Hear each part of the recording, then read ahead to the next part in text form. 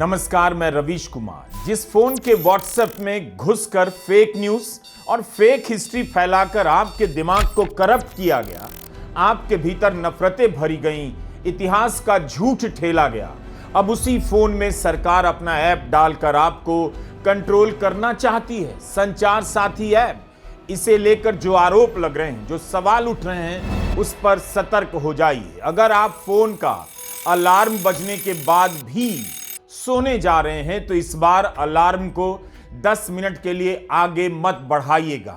आपके फोन में घुसपैठिया आ सकता है, आपसे पूछेगा नहीं, आ जाएगा और आप उसे बाहर भी नहीं निकाल पाएंगे। इस घुसपैठिए का नाम बताया जा रहा है संचार साथी ऐप। क्या हम रूस और उत्तर कोरिया बनने जा रहे हैं? कोई नहीं चाहेगा कि उसके फोन में एक ऐसा ऐप हो जिसमें सारी जानकारियां रिकॉर्ड होती रहें कि आप कहां जा रहे हैं, कब जा रहे हैं, और वो जानकारियां सरकार तक पहुंचती रहें। मोदी सरकार आपके मोबाइल फोन में एक ऐसा ऐप डालना चाहती है जिसे ना तो आप डिलीट कर पाएंगे ना डिसेबल। आप अपने फोन के सभी ऐप का कैमरा ऑफ कर सकते हैं, माइक बंद कर सकते हैं, लोकेशन बंद कर सकते हैं, लेकिन संचार साथी ऐप को ना तो डिलीट कर सकते हैं ना डिसेबल। मोदी सरकार ने स्मार्टफोन बनाने वाली कंपनियों से कहा है, मार्च 2026 से जो भी नया मोबाइल फोन बनेगा, भारत में आयात होगा, सभी में संचार साथी ऐप को इंस्टॉल करना होगा। बिना इसके अब कोई फोन बिकेगा नहीं। अगर आप सोचें कि बाहर से फोन ले आएंगे तो उसका फायदा नहीं, क्योंकि आदेश में लिखा है आयात किए जाने वाले फोन में भी संचार साथी ऐप इंस्टॉल करना पड़ेगा। जो फोन पहले से बन चुके हैं उनमें भी यह ऐप डालना होगा। इसके पीछे का तर्क है कि फोन का फ्रॉड रोकने के लिए अनिवार्य किया जा रहा है। IMEI नंबर चेक किया जाएगा जो आपके फोन का फिंगरप्रिंट होता है। इसी से हर अलग अलग फोन की पहचान की जाएगी। SMS के माध्यम से नो योर मोबाइल की सेवाएं दी जाएंगी। USSD कोड जारी कर फ्रॉड कॉल रिपोर्ट करने में मदद मिलेगी। इसके अलावा अगर फोन गुम हो जाएगा तो संचार साथी ऐप से खोजने में मदद मिलेगी। संचार साथी ऐप फोन को ट्रैक करता रहेगा ताकि गुम या चोरी होने पर लोकेशन का पता लगे, यानी आप कहां जा रहे हैं, किससे मिल रहे हैं, हर पल की जानकारी ऐसे ऐप में जमा होती रह सकती है। इसे अनिवार्य क्यों किया जा रहा है और पहले से ही फोन में क्यों डाला जा रहा है? इसे डिलीट क्यों नहीं कर सकते? क्या यह माना जाए कि वो दिन दूर नहीं जब सरकार का ऐप नागरिक के फोन की जानकारी हर 5 मिनट पर जमा करने लग जाएगा? आदेश में लिखा है अनिवार्य है, आदेश में लिखा है आप डिलीट नहीं कर सकते, और आदेश में लिखा है आप डिसेबल नहीं कर सकते। सब कुछ लिखा है और आप पढ़ भी सकते हैं। फिर भी जैसे ही सजग नागरिकों ने सवाल किया, हंगामा मचाया, केंद्रीय संचार मंत्री ज्योतिरादित्य सिंधिया ने कह दिया, अगर आप संचार साथी ऐप नहीं चाहते तो इसे डिलीट कर सकते हैं, यह वैकल्पिक ऐप है, जबकि आदेश में नहीं लिखा है कि वैकल्पिक ऐप है। क्या इतना बड़ा आदेश जारी करने से पहले संचार मंत्री को कुछ भी नहीं मालूम था? इस आदेश में लिखा है कि इसे डिसेबल या प्रतिबंधित नहीं कर सकते हैं।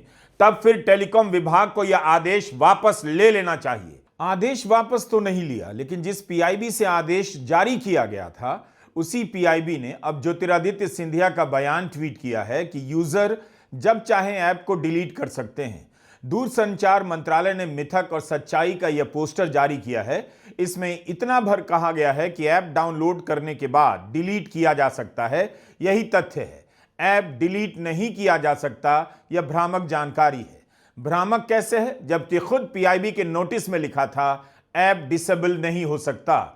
1 दिसंबर को रॉयटर्स की खबर आई, 2 दिसंबर तक हंगामा चला, मंत्री का बयान आ गया और लोगों ने आदेश की कॉपी दिखाकर पूछना शुरू कर दिया। तब जाकर PIB ने मंत्री का बयान ट्वीट किया। इस पर कुछ नहीं कहा गया कि यह ऐप क्यों अनिवार्य किया गया है। जो लोग सुविधा इस्तेमाल करना चाहते हैं वो करें, जो नहीं करना चाहते हैं और डिलीट करना चाहते हैं वो डिलीट करें। प्रॉब्लम क्या है? Thank you. Thank you. सरकार का यह आदेश Apple, Samsung, Vivo, Oppo, Xiaomi जैसी कंपनियों पर लागू होने वाला है। 120 दिनों में कंपनियों को कंप्लायंस रिपोर्ट देनी है। रॉयटर्स ने रिपोर्ट किया कि एप्पल इस आदेश का विरोध करेगी। 3 सूत्रों ने रॉयटर्स से कहा है कि कंपनी इस आदेश को नहीं मानने पर विचार कर रही है। वो सरकार से बात करेगी कि दुनिया में कहीं भी इस तरह के नियम नहीं मानती है, क्योंकि इससे उसके iOS सिस्टम के सुरक्षा तंत्र में कई तरह की परेशानियां पैदा हो सकती हैं। रॉयटर्स की रिपोर्ट के बाद ही हंगामा शुरू हुआ। आप गोदी मीडिया के भरोसे बैठे रह जाते और पता भी नहीं चलता कि इस तरह की बात हो गई है। गोदी मीडिया इसकी खूबियां ही बताने में लग जाता, इसलिए सतर्क रहा कीजिए। रवीश कुमार ऑफिशियल ज्वाइन कीजिए। आपका ज्वाइन करना जरूरी है, बहुत आसान है। हमारे YouTube चैनल पर जाइए, जहां सब्सक्राइब लिखा है उसी के बगल में है ज्वाइन। तो देर मत कीजिए, इस देश को नॉर्थ कोरिया मत बनने दीजिए। इसी साल जून में BBC ने उत्तर कोरिया से स्मगल किए गए एक फोन की पड़ताल की और पाया कि यह आम फोन जैसा नहीं है। जैसे ही आप उस फोन में साउथ कोरिया लिखते हैं, फोन अपने आप साउथ कोरिया को पपेट स्टेट लिख देता है। उत्तर कोरिया का फोन हर 5 मिनट पर अपने आप एक स्क्रीनशॉट लेता है उस फोन का। बिना यूजर की अनुमति के हर 5 मिनट पर स्क्रीन पर जो भी दिखाई दे रहा होता है उसकी एक फोटो ले ली जाती है। स्क्रीन पर लिखा हर शब्द और उस पर दिखाई देने वाली हर चीज का रिकॉर्ड हो जाता है और सभी स्क्रीनशॉट एक ऐसे फोल्डर में जमा होते हैं जिसे उपभोक्ता खुद नहीं खोल सकता। इसे सिर्फ सरकार खोलकर चेक कर सकती है और इस तरह से हर आदमी पर कड़ा पहरा रखा जाता है। क्या हम उत्तर कोरिया या रूस से सीख रहे हैं? नागरिकों को कंट्रोल करने की पीछे की मंशा क्या हो सकती है? इसी सितंबर में रूस ने मैक्स मैसेंजर नाम की एक ऐप को सभी फोन और टैबलेट पर अनिवार्य रूप से पहले से इंस्टॉल करने के आदेश दिए। इसे व्हाट्सएप की प्रतिद्वंदी ऐप के रूप में लॉन्च किया गया, मगर आलोचकों का कहना है इसके इस्तेमाल से सरकार आम लोगों की और कड़ी निगरानी शुरू कर देगी। इसलिए इस मसले के बारे में, इस तरह के मसले के बारे में आप खूब पढ़िए, जानिए, सोचिए कि क्या ऐसा होना सही होगा। क्या आप अपनी जासूसी सरकार से करवाना चाहेंगे? इसका असर क्या होगा? आपकी हर छोटी छोटी बातचीत पर पड़ेगा, मुलाकातों पर पड़ेगा। मामूली व्हाट्सएप फॉरवर्ड भी सुरक्षा के लिए खतरा बन जाएगा और फालतू की वजहों से जेल में डाले जा सकते हैं। इतना डर बढ़ जाएगा कि घर में भी सरकार पर सवाल करना बंद कर देंगे, सरकार का नाम आते ही चुप हो जाएंगे। आपका फोन आपको हर वक्त डिजिटल अरेस्ट में रखेगा। IFF, इंटरनेट फ्रीडम फेडरेशन, एक संस्था है जो इंटरनेट की दुनिया में प्राइवेसी और यूजर के अधिकारों पर काम करती है। इसने कहा है IMEI फ्रॉड को रोकने के नाम पर यह ऐप लाया जा रहा है, लेकिन सरकार ने अपने आदेश में इसका कोई टेक्निकल जवाब नहीं दिया है कि जब IMEI नंबर चेक करने, SMS आधारित नो योर मोबाइल जैसी सेवाएं देने के लिए पहले से सरकार के पास संचार साथी वेब पोर्टल है, तब परमानेंट ऐप की क्या जरूरत है? सरकार के आंकड़ों के अनुसार संचार साथी ऐप के माध्यम से इस साल 7 लाख गुम हुए फोन ढूंढे गए हैं। जिसे इस ऐप के इस्तेमाल से अपना फोन ढूंढना होगा, वो संचार साथी ऐप डाउनलोड कर लेगा, फोन मिलने के बाद डिलीट कर देगा। लेकिन लोगों से यह अधिकार क्यों छीना गया? फोन में यह ऐप नहीं है, एक तरह से आपके घर के बाहर सरकार का गार्ड बिठाया जा रहा है। प्राइवेसी के मामलों के एक्सपर्ट कह रहे हैं कि इस तरह के ट्रैकर ऐप सरकार के लिए ट्रैकिंग का काम कर सकते हैं। साइबर सुरक्षा के नाम पर आदेश निकला है ताकि सब कुछ सही सही लगे।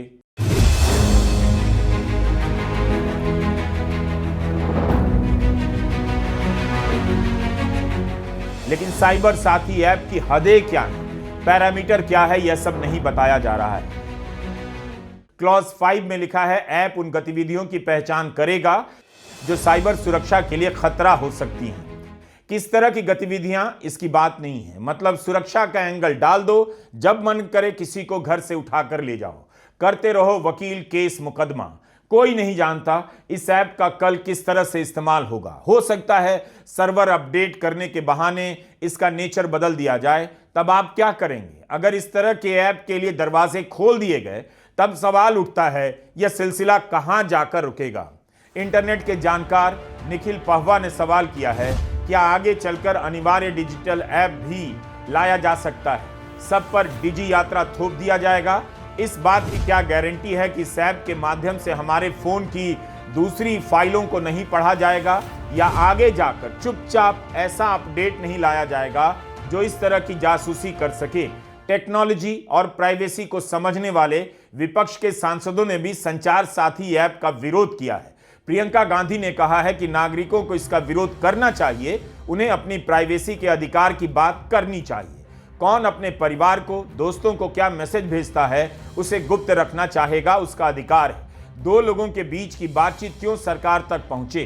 प्रियंका गांधी ने कहा, अगर कोई फ्रॉड होता है उसके लिए एक सिस्टम होना चाहिए, लेकिन इसका मतलब नहीं आप हर नागरिक के फोन में घुसकर जासूसी करें। मुझे नहीं लगता लोग इससे खुश होंगे।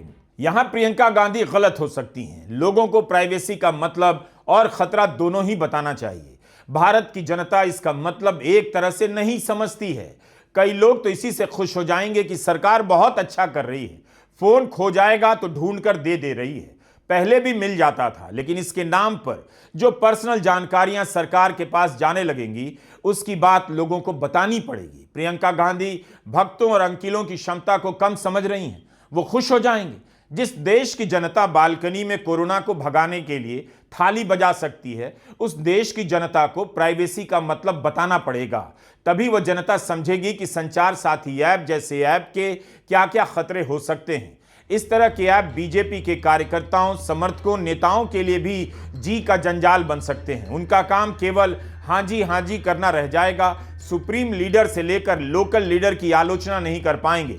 असंतोष होगा तो वह भी नहीं कह पाएंगे। कब बागी बना दिए जाएंगे, कब साथी, यह सब संचार साथी ऐप तय करने लगेगा। निजता की जरूरत बीजेपी के कार्यकर्ताओं को भी होती है, उनके परिवारों को भी। भले बीजेपी के सांसदों ने इस खबर के आते ही विरोध नहीं किया, बल्कि बीजेपी ने कहा है यह जासूसी ऐप नहीं है, नागरिकों की सुरक्षा के लिए है। इस ऐप का समर्थन भी कर रही है। वैसे गोदी मीडिया के एंकर भी परमानेंट गुलाम हो सकते हैं। उनकी सैलरी भी नहीं बढ़ेगी और फ्री में सुप्रीम लीडर के लिए डिबेट भी करनी पड़ जाएगी। ये जो संचार साथी है, क्या उससे सरकार आपको स्नूप करना चाहती है? आपके पीछे जासूसी करना चाहती है?